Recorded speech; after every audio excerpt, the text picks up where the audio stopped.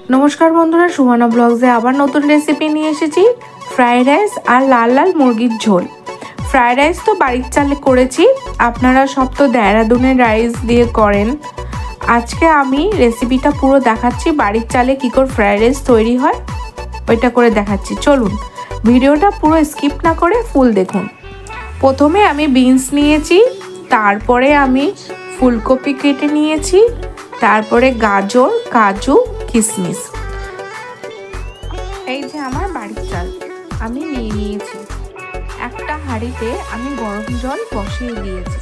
গরম জলটা ফুটিয়ে উঠলে আমি ওর মধ্যে গোটা গরম মশলা দিয়ে দেব।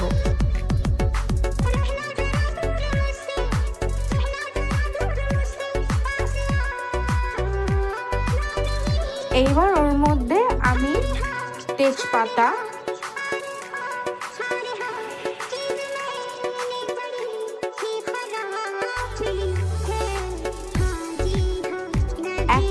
মতন লবণ,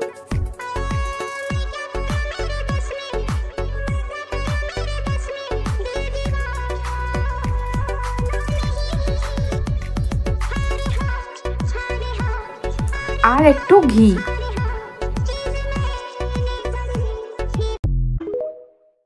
ভাতের টেস্টের জন্য একটু চিনি। এইবার চালগুলো ভালো করে ধুয়ে আমি হাঁড়িতে দিয়ে দেব।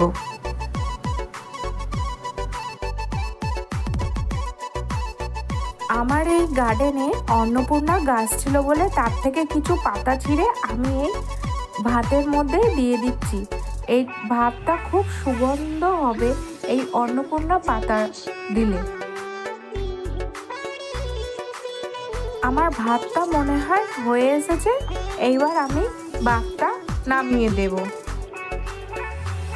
আমার ভাতটা হয়ে গেছে, পুরো ঝরঝরে হয়ে গেছে। এইবার আমি গ্যাসে কড়াই বসিয়ে দেব, ওর মধ্যে আমি 1 চামচ ঘি দিয়ে দেব।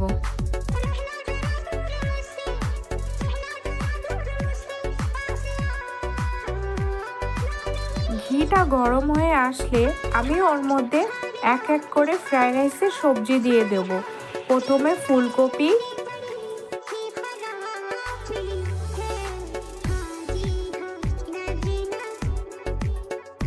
তারপরে বিনস, তারপরে আমি গাজর দিয়ে দেব।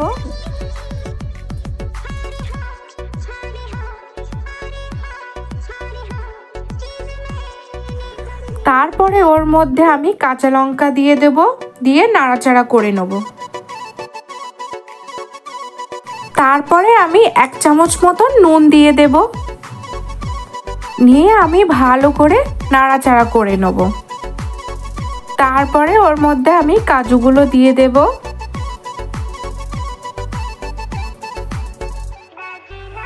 তারপরে কিশমিশ,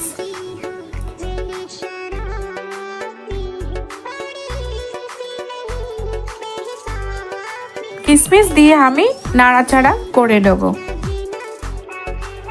আমার সবজিগুলো ভালো করে সিদ্ধ হয়ে গেছে, ওর মধ্যে এবার ভাতগুলো ঢেলে দেব।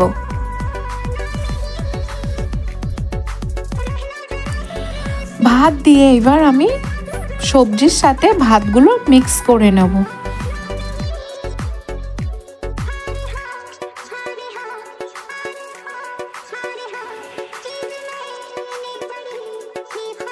ফ্রাইড রাইস নামানোর আগে আমি ঘি দিয়ে দেব, ঘি দিয়ে মিক্স করে নেব। আমার ঘরের চালের ফ্রাইড রাইস রেডি হয়ে গেছে, এইবার আমি নামিয়ে নেব। একদম পারফেক্ট হয়েছে ফ্রাইড রাইসটা। তার সাথে অন্নপূর্ণার পাতার সেন্টটা এত মম করছে বন্ধুরা, আপনার কি করে বলে বোঝাবো। আমার ফ্রাইড রাইসটা রেডি হয়ে গেছে, এইবার আমি মুরগির মাংসের লাল লাল ঝোল তৈরি করব। আমি 1 কিলো মুরগির মাংস নিয়ে নিয়েছি, এইবার আমি ম্যারিনেট করব। আমি 4 চামচ টক দই নিয়ে নিয়েছি।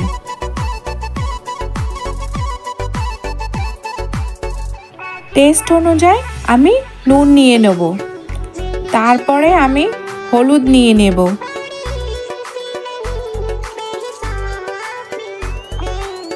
ওর মধ্যে আমি কাঁচা সর্ষের তেল দিয়ে দেব।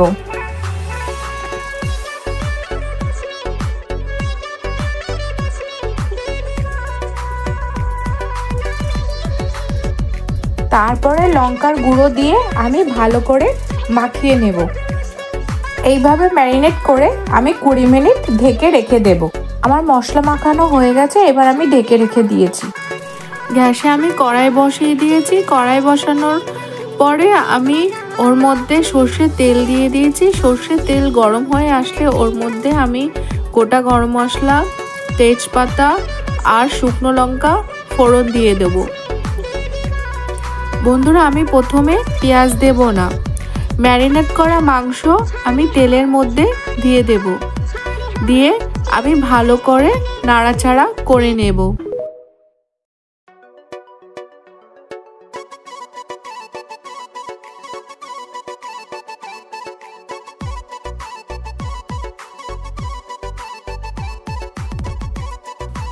এবার আমি ওর মধ্যে আদা রসুনের পেস্ট দিয়ে দেব।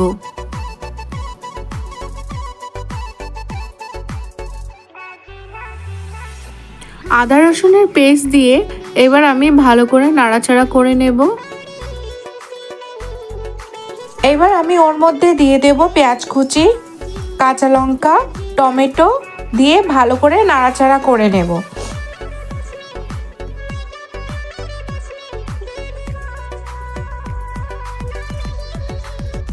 এইগুলো দিয়ে আমি ভালোভাবে কষিয়ে নেব। এবার আমি কিছুক্ষণের জন্য ঢেকে রেখে দেব। দেখুন বন্ধুরা, আমি কোনো জল অ্যাড করিনি, সব মাংসের থেকে জলটা ছেড়েছে। এইভাবেই আমি পুরো মাংসটা আমি রান্না করব। এবার এর মধ্যে আমি শুকনো লঙ্কার গুঁড়ো দিয়ে দিচ্ছি।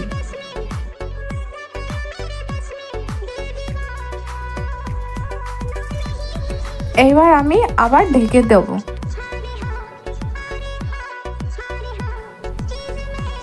এবার ওর মধ্যে আমি চিকেন মশলা আর মিট মশলা অ্যাড করছি। তারপরে আমি নাড়াচাড়া করে দেব। এইবার আমি জিরে, ধনে আর গোলমরিচ শুকনো খোলায় ভেজে নিয়েছি। ভেজে নিয়ে ওইটা মিক্সার করে নিয়েছিলাম। সেই গুঁড়োটা আমি মাংসের মধ্যে 2 চামচ দিয়ে দিয়েছি।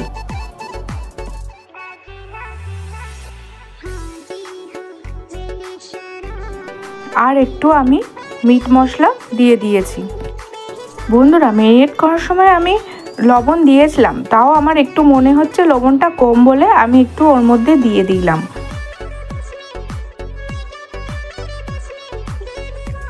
মাংসের জন্য আমি গরম মশলাটা শিলনোড়ায় বেটে নেব।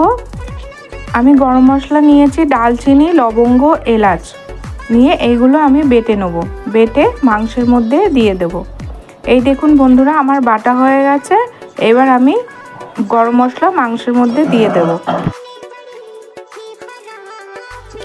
বন্ধুরা, আমার মাংস রেডি হয়ে গেছে।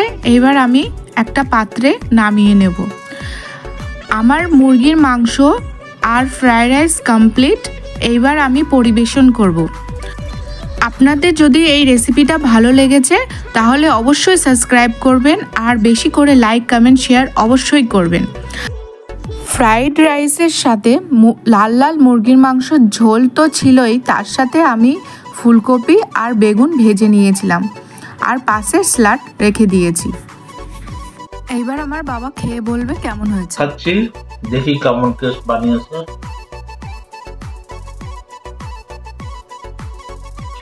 বাহ বাহ বাহ, সুন্দর বানিয়ে। চিকেনটা তো দারুণ হয়েছে। ফুলকপি ভাজাও সুন্দর হয়েছে। বাহ বাহ বাহ, ভালো হয়েছে।